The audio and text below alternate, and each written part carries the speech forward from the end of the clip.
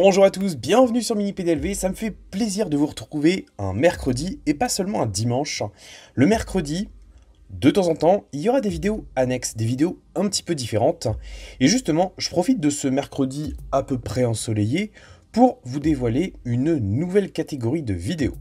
On est toujours dans le diorama, mais ce coup-ci, on va pas accueillir des modèles 1/18e, on va accueillir des modèles à l'échelle 1/64, 3 inches pour les intimes. Attention, voilà le modèle. Alors, ce modèle, c'est un prétexte pour inaugurer la catégorie des F2F, Face to Face. Le but, j'ai deux miniatures du même modèle qu'on va comparer tout simplement. L'idée, c'est pas de dire ça c'est de la merde, ça c'est génial, non, ça m'intéresse pas. Chaque miniature a sa légitimité, chaque miniature a une raison d'exister. D'ailleurs, pour que ça soit un peu moins monotone, je vais vous faire tourner un peu le plateau. Voilà, ça va être quand même plus sympa pour vous.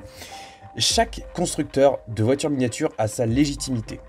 Prenons, une fois de plus, cette miniature, je crois que je l'aime beaucoup. La Twingo de Solido.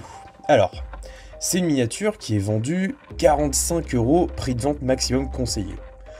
Pour maintenir un tel prix de vente, Solido, ils ont forcément dû faire des choix. C'est-à-dire faire des compromis qui permettent de maintenir le prix de vente au public, mais également de faire un minimum de marge, parce qu'un fabricant doit faire des marges, parce qu'un moule de voiture miniature, ça se chiffre clairement en dizaines de milliers d'euros. Donc s'il n'y a pas de marge, il n'y a pas de nouvelle miniature. Donc pour maintenir son coût de fabrication, Solido, ils ont forcément fait des compromis. Ça passe par exemple par le fait, alors oui, j'ai des chats, et il y a des poils de chat partout. Ça passe par le fait que, par exemple, le coffre et le capot ne sont pas ouvrants. Ça permet d'économiser deux moules, parce que chaque ouvrant c'est un moule, et donc ça abaisse d'autant le prix de vente. Il va de soi que si Solido vendait cette miniature-là à 70 €, il y aurait eu très certainement des ouvrants. Mais le but, c'est de maintenir également un cahier des charges et d'avoir un positionnement tarifaire qui est cohérent avec ce que la marque veut. Bon, ça c'est dit. Le message à retenir, c'est que quand un fabricant veut faire du haut de gamme, il peut faire du haut de gamme. Le seul truc, c'est que son prix de vente va augmenter. Ce dimanche, si tout va bien, je vais vous présenter une Burago signature, c'est-à-dire une Burago haut de gamme, qui montrera que quand un fabricant veut faire du haut de gamme, et que le public est prêt à mettre un peu plus d'argent, et ben on peut faire du haut de gamme. Ouais, ça fait un peu bizarre dit comme ça, mais une Burago peut être un peu plus haut de gamme que d'habitude. Bon, je vais pas m'éterniser là-dessus, on est là pour parler de 1/64.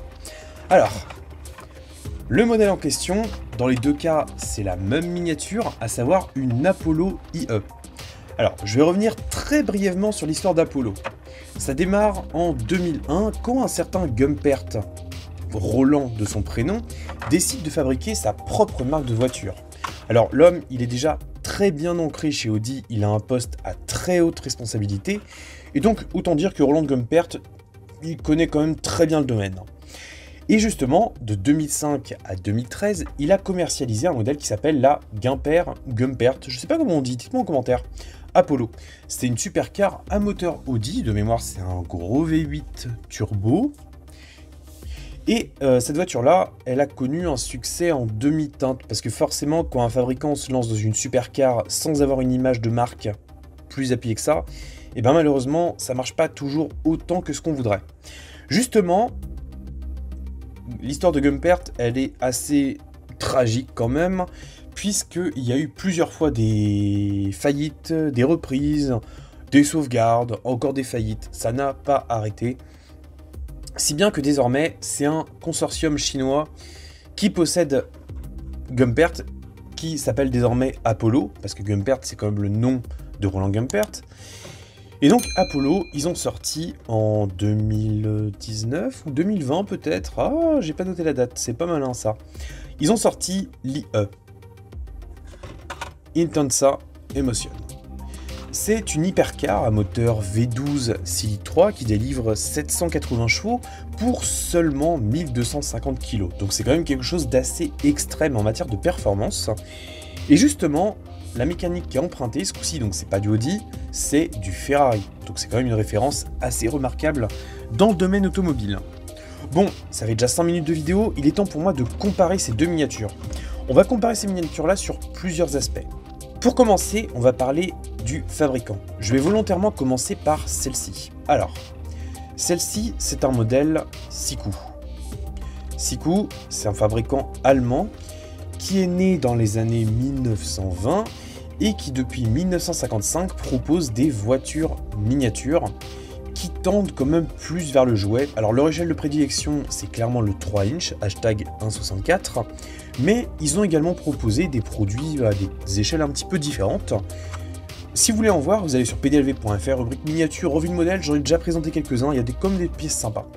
Là, on est donc sur une miniature qu'on pourrait qualifier de similaire à une majorette en matière de qualité, on est à peu près pareil. Siku, il cherche avant tout à séduire les enfants, les collectionneurs dans un second temps, avec justement des produits sympas visuellement, agréables et plutôt bien modélisés. Ici, on a donc une Apollo IE, proposée dans un ton noir mat avec un habitacle rouge. Le fabricant mentionne également que c'est une miniature en métal avec des parties en plastique, sans PVC, qui porte la référence 1527, et malheureusement, il n'y a pas d'autres coloris proposés, donc j'ai dû m'orienter vers celle-là, faute de mieux. Voilà ce que je peux vous dire du modèle Siku. Siku, c'est donc un fabricant, on va dire, assez populaire, mais c'est pas négatif quand je le dis, hein. Mais au même titre que Majorette, il vise un public quand même assez large et quand même plutôt jeune, puisque ce modèle-là tend quand même plus vers le jouet que la pièce de collection. Bon, on la met de côté, on parle maintenant de cette seconde pièce. Alors, ici, le fabricant, c'est Pico. Pico Models, qui est un fabricant haut de gamme, qui est basé à Hong Kong et qui produit des modèles réduits plutôt haut de gamme, voire même très haut de gamme, principalement à l'échelle 1/18e. Mais dernièrement, enfin bon, ça fait quand même quelques mois, voire peut-être même années, ils ont lancé leur département Pico 64, qui, comme son nom l'indique, s'attelle à reproduire des modèles à l'échelle 1/64. Donc en fait, on a deux modèles identiques, dans les deux cas c'est des Apollo IE, mais on a deux fabricants totalement différents avec des positionnements qui n'ont rien à voir, des ordres de prix qui n'ont rien à voir, mais des choix qui sont quand même assez pertinents dans un cas comme dans l'autre. Maintenant que vous savez tout sur les fabricants, on va parler un petit peu des matières employées. Alors j'ai déjà tâté un peu le terrain sur ce modèle-là, on est donc sur un modèle réduit en métal avec des pièces en plastique qui sont rapportées, classiques. Ça permet en fait, une structure en métal, ça permet en fait de faire un premier moule, de l'usiner une première fois, ce qui coûte très cher, et ensuite de produire plusieurs centaines, voire même plutôt plusieurs milliers de miniatures, simplement en utilisant le même moule, ce qui fait que ça abaisse grandement le coût de revient, et ça permet d'avoir des modèles réduits à prix plutôt cassé. On reparlera du prix après. Chez Pico, on est sur une miniature en résine. Alors à l'échelle 1/64, la résine n'est pas encore très répandue, ça tend quand même à être de plus en plus le cas, mais là on est clairement sur une pièce orientée haut de gamme, et la résine en fait l'avantage qu'elle a c'est qu'elle permet de faire des plus petites séries, parce qu'en fait contrairement au métal qui nécessite un moule, la résine peut être travaillée individuellement, donc ça permet vraiment de faire des petites séries, avec un prix de revient forcément plus élevé, mais c'est un choix qui est différent, et qui permet justement de satisfaire les fabricants qui veulent faire des modèles en série limitée. Maintenant, on va parler un petit peu du packaging. Alors, clairement, il n'y a pas photo. Voilà, je pense que vous le voyez aussi bien que moi. Chez Siku, on est simplement sur une gamme blister. Alors, il s'agit vraiment des Siku, on va dire, d'entrée de gamme, les modèles les moins chers, qui sont vendus en fait tout simplement dans les rayons de supermarché ou magasins de jouets, avec le machin du rayon qui passe là, et les miniatures qui sont alignées les unes derrière les autres. Donc là, on est vraiment sur une présentation extrêmement basique. Écologiquement, c'est pas tip top parce qu'il y a quand même pas mal de plastique et un dos en métal. Donc c'est pas un packaging très attrayant. On voit bien que le but c'est qu'une fois qu'elle est déballée, le but c'est de jeter l'emballage parce que de toute manière, voilà, on va pas la remettre dedans. Ça présente assez moyen, ça fait clairement plus jouet que voiture miniature, mais ça permet au moins de protéger la miniature et ça c'est quand même pas mal parce que le plastique est quand même assez épais. Là, il y a un renfort ici. Là, il y a un renfort qui permet de tenir la porte, et ce qui fait que même si on appuie, l'ensemble reste très rigide, donc ça c'est quand même pas mal. Chez Pico, là, c'est totalement différent. On a déjà un boitage en carton, qui est pas hyper épais, mais qui a le mérite d'être là. On a une boîte qui est élégamment présentée. Et surtout, on a une boîte vitrine, ce que là, on n'a pas, parce qu'une fois déballée, la miniature, elle est à l'air libre comme ça. Là, elle est dans une boîte, donc ça présente beaucoup mieux. Si on enlève le boitage en carton, on a donc la pièce qui est comme ça. C'est très très très élégant. On découvre en même temps que la pièce est une série limitée et numérotée. Ici, c'est la numéro 846/1000. Donc la présentation est quand même infiniment plus valorisante chez Pico, et ça justifie à mon sens quand même très largement le prix qui est bien supérieur. Chez Siku, là, on est clairement sur du plus basique, comme je vous l'ai dit, donc on va essayer de l'ouvrir. Alors ce qui est marrant, c'est qu'ils n'ont pas utilisé de colle, donc ce qui est quand même pas mal. C'est simplement en fait des renforts en plastique qui viennent fermer la miniature. Donc en fait là on voit que cette partie-là sort toute seule. Que là on a notre miniature et que là on a un emballage en plastique qu'on remettra après. Voilà. Ça, on va le mettre sur le côté également et je vais ouvrir le modèle. Voici donc nos deux Apollo IE, deux modèles qui n'ont au final pas grand chose à voir. Au niveau du tirage justement, on est donc sur un modèle qui est tiré à 1000 exemplaires pour la Pico, et pour la Siku, en fait on est vraiment sur de la très très grande série. Alors le nombre d'exemplaires précis, je pourrais pas vous le dire, mais je pense que ça se chiffre très clairement en milliers. On va maintenant parler des ouvrants. Alors chez Siku, on a donc un premier ouvrant qui est la porte et la deuxième porte, ce qui permet en fait d'admirer l'intérieur. On note que les portes tiennent, mais qu'elles ont également un numéro de moule. En fait, ça montre bien que chaque pièce a dû être usinée séparément. Donc c'est assez sympa. Pour un enfant, c'est quand même plutôt cool de pouvoir avoir des ouvrants, surtout quand c'est des portes papillons comme on a ici. C'est quand même très sympa visuellement. Et chez Pico, malheureusement, là, on n'a rien de tout ça. Forcément, une miniature haut de gamme, d'autant plus quand elle est en résine, que ce soit à l'échelle 1/18e ou 1/64, il n'y a pas d'ouvrant. Ça serait trop compliqué à faire, et surtout la résine est quand même assez cassante. Ça travaille aussi avec le temps, donc ils n'ont fait pas d'ouvrant. Ils n'ont pas fait d'ouvrant, c'est mieux comme ça. Parlons maintenant au niveau du rendu général. Alors l'Apollo IE, c'est une voiture qui est très technique dans ses formes. Elle a des lignes taillées à la serpe, tandis que d'autres sont des courbes ultra gracieuses, presque infinies. Donc forcément, pour reproduire un tel modèle, il faut une minutie extrême, sous peine d'avoir un résultat assez grossier. Justement, la réplique de Siku, elle entre malheureusement dans ce champ d'action-là, parce qu'au niveau de l'avant, on retrouve quand même des lignes assez fortes, qui sont plutôt bien dessinées. On a la ligne de caisse qui est bien présente. Les jantes sont des modèles génériques qui sont produits à plusieurs milliers d'exemplaires chez Siku. Et en fait, en fur et à mesure des modèles, ils choisissent quel type de jantes ils mettent dessus. Donc là, ils ont simplement mis des jantes noires. Mais ça, c'est des jantes que vous pourriez retrouver sur beaucoup de voitures Siku. Au niveau de la retranscription, c'est vraiment pas terrible, forcément. Le diffuseur est ultra grossier. Les feux, c'est un simple petit trait rouge qui a été rajouté à la fin. L'aileron est très massif, mais pas dans le bon sens du terme. On a des jours qui sont énormes au niveau des ouvrants. L'habitacle est pas terrible non plus. C'est vraiment extrêmement simplifié. L'essuie-glace est simplement moulé dans le plastique. On a quand même un logo à l'avant, ce qui est assez sympa. Mais les phares sont un simple trait gris, donc en fait, niveau réalisme, c'est pas ça. On est vraiment plus sur une évocation de l'Apollo IE plutôt qu'une vraie reproduction. D'ailleurs, je l'ai pas noté, mais on verra que même les rétroviseurs, en fait, ils sont simplement moulés sur les portes, donc c'est pas ultra réaliste. Mais là, encore une fois, chez Siku, il y a une problématique à prendre en compte, c'est que si des enfants jouent avec cette miniature-là, ce qui est hautement probable, il faut pas qu'ils arrachent une partie, qu'ils l'avalent et qu'ils meurent étouffés, parce que ce serait pas terrible. Donc, ils préfèrent mouler un maximum de pièces pour éviter tout risque d'ingestion. Donc ça se comprend, et quand on juge la miniature, il faut également tenir compte de ces paramètres-là. Donc même si elle n'est pas ultra réaliste, il faut se dire que les designers et ingénieurs de chez Siku, ils n'ont rien laissé passer au hasard, et forcément ils ont dû faire pas mal de compromis. Chez Pico, on est sur un registre largement supérieur. Déjà la ligne de caisse est très bien reproduite. Si on les met comme ça, on voit bien que les différences sont absolument énormes. Déjà au niveau des proportions, c'est à peu près pareil dans les deux cas. La version Siku est beaucoup plus haute, les ailes avant sont beaucoup plus hautes également. L'aileron est bien moins gracieux.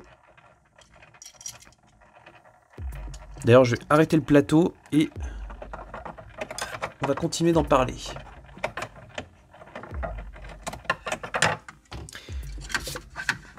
Et d'ailleurs, mieux que ça, je vais ôter la picot du socle. Alors, on va prendre un petit tournevis, parce que je crois que c'est un cruciforme. Ouais, là c'est mort. Bon, vous allez vous moquer de moi, mais c'est pas très grave. Voici un tournevis. Eh ben, il est peut-être ridicule ce petit tournevis, mais il fait le taf. Hein. Et voilà, elle est libérée. Je vous rassure, je la remettrai sur le socle après. Hein. C'est juste pour la vidéo. Donc au final, voilà, si on met au niveau de l'avant, on remarque tout de suite qu'il y a une différence extrêmement importante entre les deux. On a un modèle qui est très gracieux et l'autre qui est beaucoup plus grossier. La ligne de caisse d'ailleurs, elle est totalement différente, elle n'a rien à voir au niveau de l'avant. On a un pare-brise qui paraît vraiment rapporté sur celle de droite, tandis que la Picot, on voit bien que le vitrage est une unité. Là encore, Siku, ils sont compliqués la tâche avec les ouvrants, ce que n'a pas le modèle Picot, mais c'est quand même assez impressionnant. Le profil est également très différent, ça n'a rien à voir. La Picot est rivée au sol, tandis que la Siku, eh ben pas du tout. En fait, elle pourrait passer même des dodanes de 30 cm. Le capot est également beaucoup plus haut, la ligne de caisse est beaucoup plus haute aussi. Et au final, on est sur un résultat qui est un petit peu informe. C'est vraiment en comparant les deux qu'on voit à quel point c'est impressionnant. Au niveau des jantes, je pense qu'il ne faut même pas en parler. Là, on a quelque chose qui est extrêmement fin. On perçoit même les étriers de frein sur les disques. Là, il n'y a rien du tout. Au niveau de l'arrière, c'est toujours pareil. Il y a quand même de la bonne volonté du côté de Siku parce que tous les éléments sont là. Hein. Tout est là. Mais forcément, il y a beaucoup moins de rigueur dans les traits. Et ça se ressent quand même pas mal. Au niveau des sous-bassements, bah dans les deux cas, c'est pas top. C'est pas exceptionnel. Ouais, je m'attendais à mieux comme du côté de Picot. Bon, maintenant, il est temps de parler du sujet qui va fâcher, c'est le prix. Alors forcément, vous le constaterez sur cet exemple-là, qui est quand même assez flagrant, on a clairement une miniature haut de gamme et une miniature bas de gamme, d'entrée de gamme. Le but, c'était un petit peu de comparer les choix qui ont été faits, parce que même si la Siku paraît pas de très bonne qualité, c'est une miniature qui est vendue environ 3 €. Donc franchement, pour 3 €, c'est quand même très correct. On a une miniature qui présente bien, qui est plutôt plaisante à regarder, qui est bien exécutée avec un bel intérieur rouge, avec même des ouvrants. Alors évidemment, on doit faire l'impasse sur une belle boîte, on doit faire l'impasse sur pas mal de détails, mais de toute manière, pour 3 €, je pense vraiment pas qu'on puisse en attendre plus. Chez Picot, on est dans un registre totalement différent. On n'est pas dans le domaine du jouet, on est vraiment sur une pièce de collection. Donc c'est une miniature qui est vendue à peu près 50 à 60 €. Donc oui, c'est extrêmement cher pour du 1,64, mais à mon sens, le résultat en vaut vraiment la peine. Si vous aimez les voitures de collection et que vous n'avez pas énormément de place, ou tout simplement que vous préférez des modèles un peu plus petits, et ben le 1,64 haut de gamme, il y a vraiment un marché qui est en plein développement. C'est assez bluffant, il y a de plus en plus de modèles qui sont proposés, avec des finitions vraiment de plus en plus ouf. Picot, ce qui me plaît, c'est qu'ils ont tout simplement un catalogue qui s'étoffe d'année en année. Ils s'inspirent clairement de leur savoir-faire chez un 18e pour justement proposer des miniatures qui sont toujours plus sympas. Et la force au final de ces deux fabricants, bah, c'est tout simplement de proposer un même modèle avec un cahier des charges à peu près similaire, mais un positionnement qui est tellement différent que ça touche clairement deux publics qui n'ont rien à voir. Et donc, je trouvais ça intéressant justement pour ce premier face-à-face de mettre en parallèle deux miniatures 1,64, tout simplement parce que les différences sautent directement aux yeux. Pour les prochains numéros, on va bien sûr retourner à l'échelle 1/18e. J'espère en tout cas que cette petite vidéo vous aura plu. Si vous voulez commander ces modèles-là, la Siku, on la trouve notamment sur eBay, mais également dans les magasins de jouets. Comptez 3 € à peu près. Sur internet, ça va vous convenir beaucoup plus cher. Pour le modèle Picot que vous avez là, vous pouvez aller sur AN Model Cars, qui est une boutique que j'aime beaucoup. Anthony, qui la gère, il propose plein de modèles et de plus en plus de 1.64 haut de gamme. Donc allez vraiment y faire un tour, je vous mets le lien de son site dans la description de la vidéo. Prenez soin de vous et de votre famille, conduisez pas comme des pirates, surtout en ville. Et donnez-moi vraiment votre ressenti sur ces deux miniatures. Et bye bye!